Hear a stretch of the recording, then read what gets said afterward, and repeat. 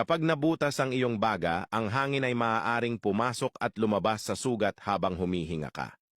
Kapag nangyari ito, maaaring mapuno ang espasyo sa iyong dibdib at masaktan ang puso mo dahil nakita mo siyang masaya na sa piling ng iba.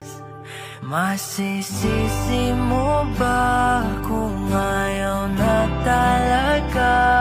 Kung ang pag-ibig mo tuluyang maglaho, o ba't nagbago bigla? Mga titik ay nag-iba, ika'y lumalayo. Sinindihan niya ang kanyang sapatos sa loob ng sinasakyang eroplano.